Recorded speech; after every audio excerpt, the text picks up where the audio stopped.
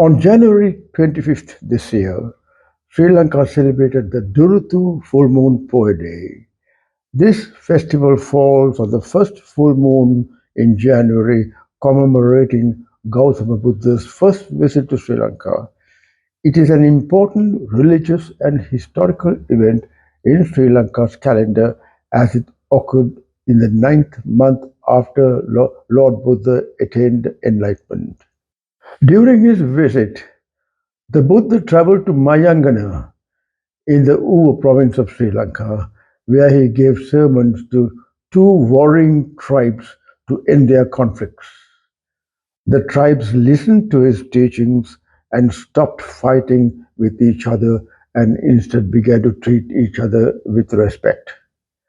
The local god Sumanasaman was impressed by the Buddha's teachings and invited him to leave his sacred footprints on the peak of Samanala mountain, which is now known as Adam's Peak. To this day, the pilgrimage season to Samanala mountain begins on Duruthu Poya as people flock to worship the Buddha's footprint. In Sri Lanka, every Poya Day is observed as a public holiday and businesses and shops usually remain closed. The sale of alcohol and meat is also prohibited on these days. Recently, I visited the festivities at the Dalda Maligaon premises along with my family. The festival mainly includes Buddhist men and women and children performing Atasil on this day.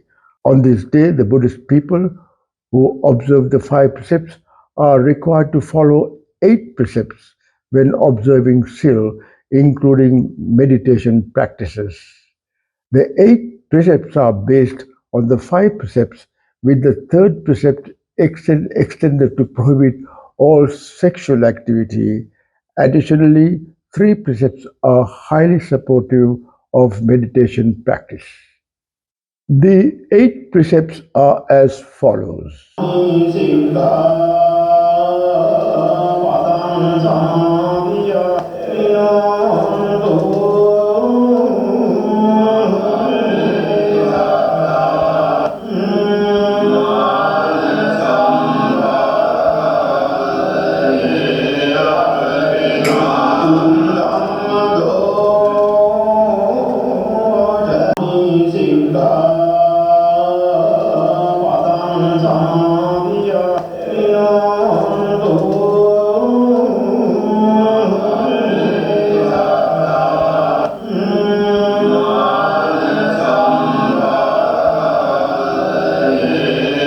When people observe the eight precepts, other people to get merit offer them food. Sujiva, my nephew, Michelle, my niece, and the grandchildren visited the temple premises and offered them yogurt as a meritorious act. Though it was a public holiday, the streets in Kandy were chock-blocked with vehicles and people. So viewers, that is how we spent this holiday in Kandy in Sri Lanka. So until we meet again, goodbye for now.